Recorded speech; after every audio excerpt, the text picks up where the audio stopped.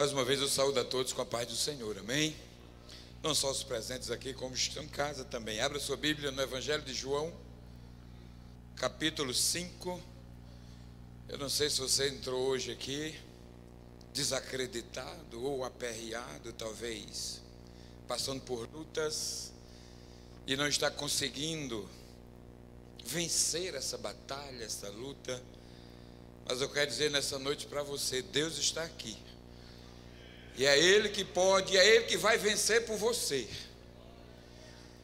Nossos limites impedem da gente conquistar as nossas vitórias, mas aquele que é poderoso, acabamos de cantar, Ademir, aquele que é poderoso, Ele vai além da gente, Ele faz aquilo que nós não podemos fazer, Ele está além de nossas mentes, do nosso desejar, do nosso falar, do nosso pensar. Esse Deus está além de tudo quanto possamos pedir, pensar ou imaginar. Talvez você em casa, esse período todo aí, trancafiado, essa pandemia, está gerando confusão na mente e no coração, está começando a entrar tristeza. Talvez muitos já estão desenganados, achando que não vai conseguir sair do que está passando ou vivendo. Ei, eu quero dizer para você que você vai conseguir. Eu quero dizer para você nessa noite que você vai conseguir, porque Deus é Deus. Deus é Deus e é Deus de poder. Nós vamos falar nessa noite acerca disso daqui. Evangelho de João capítulo 5, a partir do primeiro versículo até o versículo 5, nós vamos falar de um homem que vivia em um determinado lugar há 38 anos à procura de um milagre. Há 38 anos à procura de um milagre. Imagina como não estava o coração daquele homem. Nós estamos apenas há 4 meses. Estamos vivendo há 4 meses essa pandemia, e esse homem viveu 38 anos esperando um milagre, mas a Bíblia diz que todas as vezes que a água era agitada ali, com certeza ele se movia, só que tinha alguém que chegava primeiro do que ele, mas ele nunca desistiu, até um dia o próprio Deus apresentar-se diante dele e perguntar: que queres que eu te faça? Oh, aleluia! Aleluia, essa é a pergunta de Deus para mim e para você nessa noite. Essa é a pergunta de Deus para você nessa noite. Que queres que eu te faça? Que queres que eu te faça? Ah, você já deve ter chorado muito aos pés do Senhor. Você já deve ter clamado muito aos pés desse Deus. Mas esse culto aqui, toda primeira terça-feira de cada mês, esse culto é um culto que é relacionado à missão evangelizadora do Nordeste. E o propósito, o projeto de Deus nesse culto é cura e libertação. Se você entrou nessa noite aqui desejoso, talvez receoso por algo que está acontecendo aí, eu quero dizer para você nessa noite: Deus é Deus de milagres. Deus é o Deus do impossível. Quando a gente lê o Evangelho de Lucas, capítulo 1, versículo 37, ele diz: porque para Deus nada é impossível. Você pode dizer isso? Vamos lá? Porque para Deus nada é impossível. Diga de novo, vamos lá? Porque para Deus nada é impossível. É impossível para mim e para você. Olhando com os olhos naturais, talvez esse homem aqui não tivesse mais esperança, mas ele não perdeu a esperança. 38 anos ele estava lá no mesmo lugar. Ele acreditava que um dia ia acontecer o milagre. Ele não desistiu, ele não largou a promessa que estava no seu coração, ressoando dia após dia, noites após noite, ali, olha, todo dia em meio a muitos que estavam ali, mas ele não perdeu a esperança. E no dia determinado por Deus, no dia que a graça de Deus chegou na vida daquele homem, o mais interessante é que chegou no dia de sábado. Para alguns religiosos, ele não podia levar a cama nas costas. Para alguns religiosos, aquele dia era sagrado, ele não podia levar. Ele disse: como é a história? O homem que me curou ali agora disse que eu tenho que levar ele. Tem que levar isso nas costas e vamos embora para casa.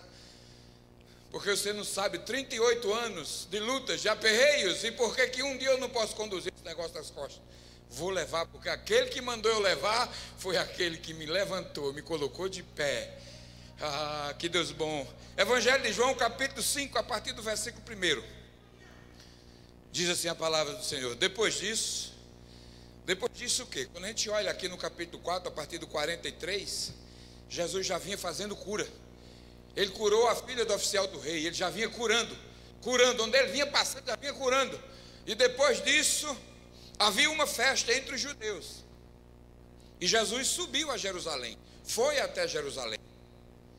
Ora, em Jerusalém, existe, próximo à porta das ovelhas, um tanque, chamado em hebreu Betesda, o qual tem 5 alpendres. Nestes jazia grande multidão de enfermos, cegos, coxos e paralíticos, esperando o movimento de quê? Das águas. Eita, esperando o movimento das águas. Porquanto um anjo descia em certo tempo ao tanque e agitava a água, e o primeiro que ali descia, depois do mover das águas ou da água, era sarado de qualquer enfermidade que tivesse. Aí o versículo 5 faz referência a este homem.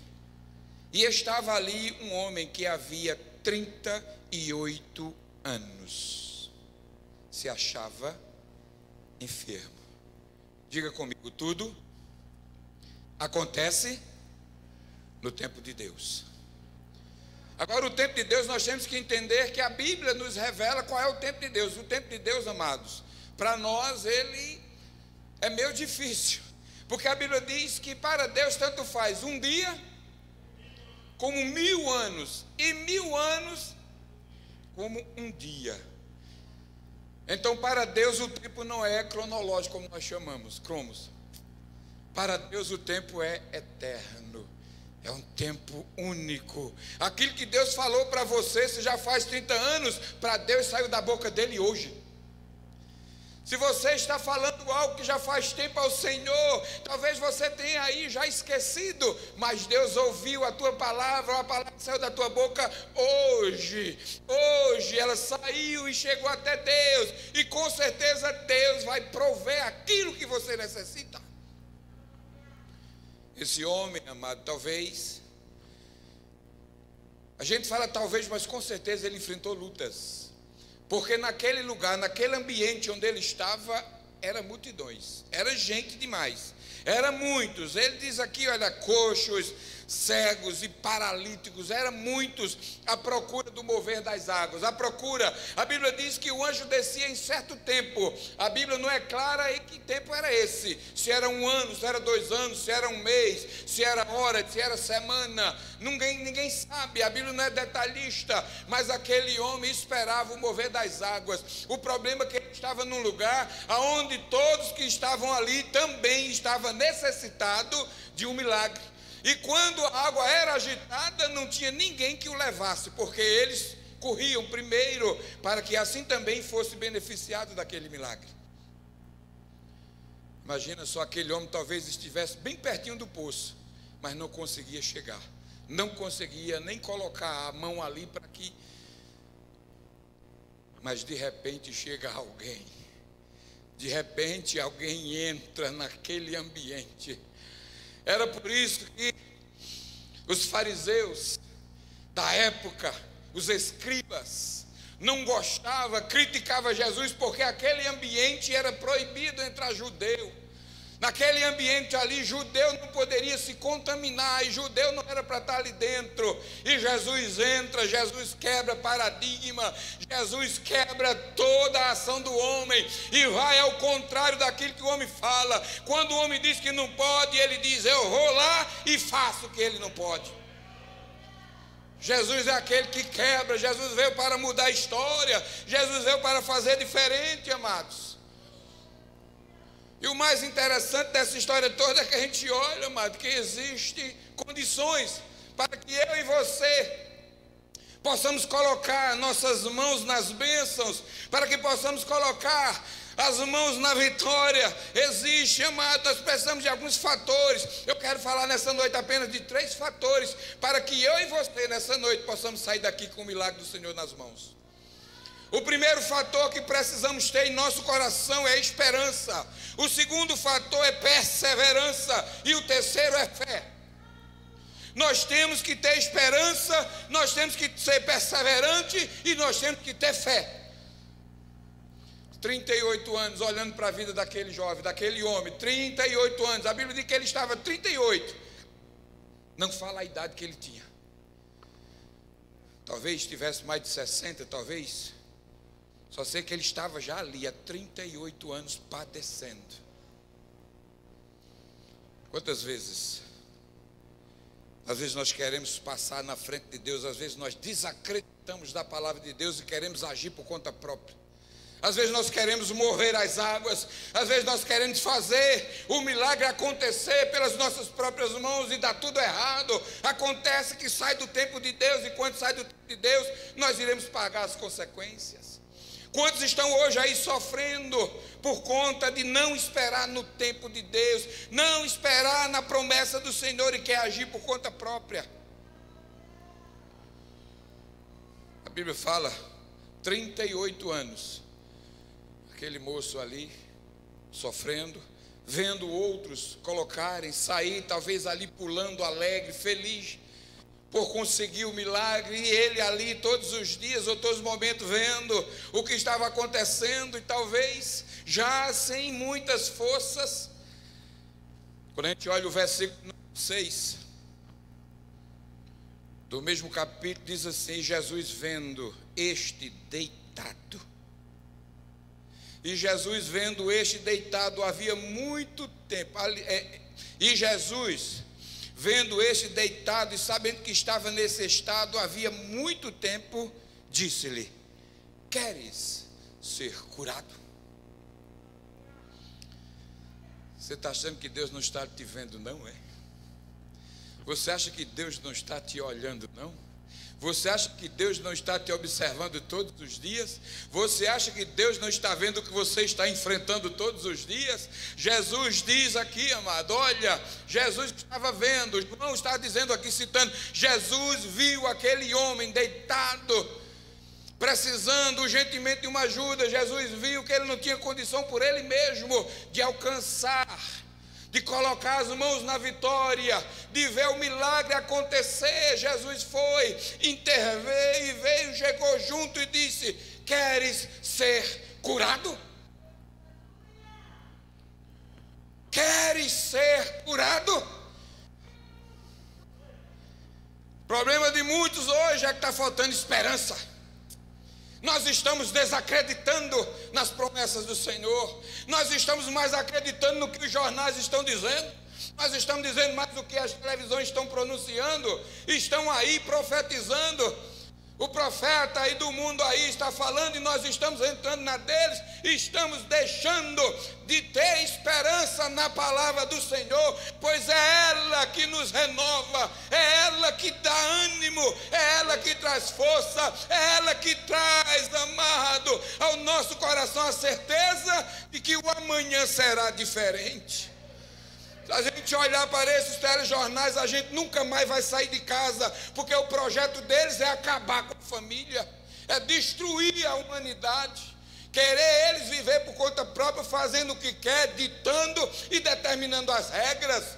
E nós começamos agora a perder a esperança. Mas aquele homem, 38 anos, não perdeu a esperança. É que está faltando para mim, para você voltar a acreditar na palavra do Senhor. Quantas vezes nós falamos abertamente: o Senhor é o meu pastor. Até que ponto Deus é o meu pastor na minha vida? Até que ponto eu acredito que Ele é pastor na minha vida? Até que ponto eu acredito que Deus é Deus de diferença na minha vida? Quando está tudo bem? Quando não falta nada dentro de casa? Quando as enfermidades estão distantes? Será que Deus continua sendo pastor quando a gente sai de uma consulta médica e o médico diz: tu estás com Covid e talvez tu não volte mais nem para casa hoje? Será que continuamos dizendo que Deus é o meu pastor e nada me faltará? Ei, Deus continua sendo Deus. Deus continua sendo Deus diante de qualquer circunstância ou situação. O maior projeto de Deus é que eu e você não venhamos nos contaminar com as iguarias deste mundo, com os convites desse mundo. Permaneça firme, continue na posição. 38 anos aquele homem esperou, mas conseguiu sair dali andando e falando, dizendo que Deus é Deus. Aleluia. Às vezes você olha para mim e diga, ele fala porque não sabe a minha vida. Eu não preciso saber não, quem tem que saber é Deus. Talvez você tenha contado a sua situação para teus vizinhos, talvez tu tenha contado até para os prefeitos, talvez tu tenha contado para deputado, para ver se vai angariar alguma coisa. Ei, conta para Deus que Deus tem o melhor para ti. Deus pode. Não perca a esperança não. 3 fatores: esperança, perseverança e fé. Com esses 3 fatores, você vai sair daqui pulando, glorificando a Deus. Quem tem esperança, persevera. Quem persevera, acredita. Quem acredita, tem fé. Pode ter certeza, igreja. Esperança fala da expectativa em conseguir o que se deseja.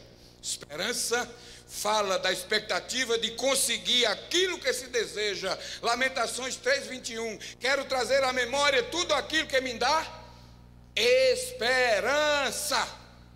Mas nós estamos trazendo nos noticiários. Às vezes a gente se reúne, não estamos mais falando da palavra de Deus. Às vezes a gente se reúne e começa a dizer, rapaz, eu me acordei de manhã e botei em tal jornal, e não é que tá, foi preso, mas mataram e não sei o que. Irmãos, quero trazer à memória só aquilo que me dá esperança. Aquele homem não tinha tempo para estar assistindo jornal, não. Aquele homem não tinha tempo para estar olhando o que estava acontecendo lá fora. Ele estava num rolo, ele estava no meio ali de grandes lutas, de grandes tribulações, e aquele homem sabia o que estava enfrentando. Será que nós estamos sabendo, na verdade, o que estamos enfrentando no nosso dia a dia? Não perca a esperança não, porque Deus é aquele que traz renovo, Deus é aquele que traz força, Deus é aquele que coloca a esperança dentro do nosso coração. Quando a gente olha tudo se acabando, a gente lê o Salmo 91, versículo 7, ele diz, 1000 cairão ao teu lado, 10.000 à tua direita. Ele está falando que muitos vão desistir, muitos vão perder a esperança, muitos não vão mais perseverar, muitos vão acabar com a fé, não vai ter mais fé, vão cair ao teu lado, à tua direita, mas tu não serás atingido. Aleluia. Permanece no lugar que Deus te colocou, que eu tenho certeza que a vitória vai chegar. A vitória chega. Um ditado popular que diz aí, Deus tarda. Será que é verdade? Se ele tardou, já falhou. Se Deus tardou, então já é falho. Deus nem tarda, nem falha. Chega na hora, no dia, na casa, na pessoa e no problema. Ele chega de acordo com como Ele quer. Nem tarda e nem falha.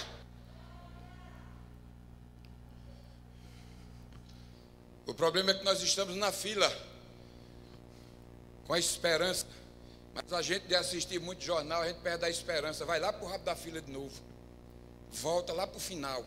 Perde, estava já botando a mão na bênção, estava já pegando o milagre estava já acontecendo, mas devido ao que está acontecendo ao seu redor, o mundo aí está começando a contaminar a tua mente, a tua fé, você começa a perder a esperança, aí o milagre, tu volta para o final da fila de novo, até voltar a ter esperança de novo, até perseverar, até alcançar a fé e acreditar que Deus nem tarda e nem falha. Segundo passo, além de ter esperança, nós temos que fazer o quê? Perseverar. Eita, como é difícil perseverar sem ver o outro lado. Como é difícil ser perseverante sem ver mudança. Como é difícil perseverar sem ver a atitude das pessoas. Eu estava esses dias conversando com uma irmã que tem um esposo que ainda não é cristã. E ela olhou para mim e disse: pastor, eu não aguento mais não. Eu olhei para aquela irmã e digo: senta aqui, vamos conversar. Existe uma parábola, eu dizendo para aquela mulher, existe uma parábola que certo homem olhou para os céus e disse: perdi a fé. E a mesma parábola diz que Deus olhou para o homem e disse: perdi o homem. Porque sem fé é impossível. A perseverança, ela é atrelada à esperança e à fé. Se você está perseverando é porque você tem esperança. Se você continua perseverando é porque você acredita, você tem fé. Eu conversando com aquela mulher, eu disse: olha, Daniel, está escrito no livro de Daniel. Ele orou, jejuou 21 dias, 3 semanas, por uma causa ao Senhor, e ele enfrentou lutas diárias, ele enfrentou dificuldade. A Bíblia diz, amado, que o inferno mandou o príncipe, ele chama o príncipe da Pérsia, foi lá para contender contra Daniel. Mas a Bíblia diz que Daniel não desistiu. Quando chegou no 21º dia, a Bíblia diz que Deus enviou alguém, Miguel, para guerrear a favor de Daniel. Imagina quem está ao teu favor. Imagina quem está guerreando a tua luta. Imagina quem está pleiteando a tua causa. Imagina quem está aí, olha, conversando com o Senhor, dizendo: Pai, abençoa, Senhor, perdoa-os, pois eles não sabem o que fazem. É o nosso Jesus amado, é Ele. Nós temos o Espírito Santo intercedendo pelas nossas fraquezas, pedindo: Pai, eles são limitados, talvez, Senhor, eles estão perdendo as forças, mas envia, Senhor, a tua graça, o teu poder, a tua fidelidade, mostra para eles quem verdadeiramente tu és. Não desanime não, luta vai ser grande, diária. Se eu falar para você que você crente não vai ter mais problemas, alguns aí falam: vem para cá e você vai acabar os problemas. Não vá não, que é furada. Não entre nessa não, que você vai se arrepender. Jesus, quando eu olho lá em Mateus 8, 11, 28 aliás: vinde a mim vós, que estáis cansados, sobrecarregados, e eu vos aliviar. Não quer dizer tirar tudo não. Aliviar não quer dizer que vai deixar você sem dor. Aliviar não quer dizer que você não vai sentir mais nenhuma náusea, nenhuma ação, não. Aliviar, ele está dizendo: eu vou deixar algo com que você vai ter condição de viver. Outro orou para o Senhor, chegou perto do Senhor e disse: Senhor, tira de mim esse espinho na carne. Jesus se vira para aquele homem e diz: não, porque a minha graça te basta. É a graça de Deus que nos sustenta, é o poder de Deus que nos levanta, é a graça, é a glória do Senhor que faz com que eu e você venhamos para cá e vamos voltar para casa dizendo: Deus é Deus, Deus é Deus, Deus é Deus. Oh, irmãos, como é bom servir esse Senhor, como é bom servir esse Deus. Esse ano eu estou com 25 anos já de crente. De 25 para 26. Mas parece que eu me converti ontem. Parece que o amor de Deus, amado, chegou do meu coração ontem. É como se esses 25 anos eu nunca mudei. Eu ando na presença do Senhor, eu peço a Ele, eu digo: Senhor, nunca tires de mim a tua presença, nunca faça com que eu perca o teu Espírito Santo, porque sem a tua graça eu não vou sair deste lugar. Sem a tua presença eu não sou nada. Eu vivo porque Deus é na minha vida. Eu sou fiel à minha esposa porque Deus é na minha vida. Eu sou fiel aos meus irmãos porque Deus é na minha vida.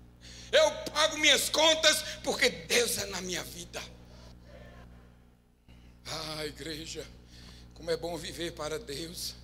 Como é bom saber que esse Deus pode e faz aquilo que nós não podemos fazer. Não desista da caminhada, não desacredite daquilo que Deus falou. Se Deus falou, vai acontecer. Aqui no nosso tempo chamado Cromos, não aconteceu, mas no céu já aconteceu. Para Deus já aconteceu. Para Deus o milagre já saiu. Aleluia. Persevere. Perseverança, ela se refere justamente a conservar-se firme e constante no lugar certo. Por isso que Paulo, escrevendo a primeira carta dele à igreja de Corinto, lá no capítulo 15, versículo 58, ele chama a atenção àquela igreja, porque alguns irmãos estavam começando a recuar, não mais acreditar. Ele chama e diz assim: portanto, meus amados irmãos, sede firmes e constantes, sempre abundantes na obra do Senhor, sabendo que no Senhor o vosso trabalho não é vão. Essa palavra trabalho, a sua perseverança, a sua esperança, a sua fé não vai ser em vão. Deus vai suprir as suas necessidades. Pois tem muitos por aí já dizendo que você não vai conseguir, não. É igual esse dinheiro aí do governo.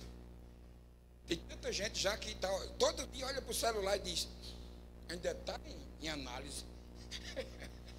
Ei, Deus não leva você para análise, Deus ouve. O salmista, no Salmo 40, ele diz o que? Esperei. Oh, glória a Deus. Algumas traduções falam: esperei com o quê? Essa é uma tradução. E a outra? Confiante. Esperei confiantemente. Essa palavra confiantemente, entre esses três fatores. Quem confia tem o quê?